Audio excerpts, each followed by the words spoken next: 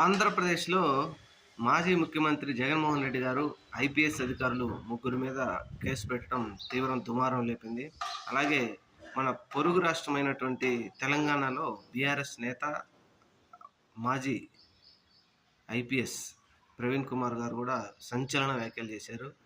ఆయన మాట్లాడుతూ, ఈ విధంగా నేనెప్పుడూ దేశంలో చూడలేదు.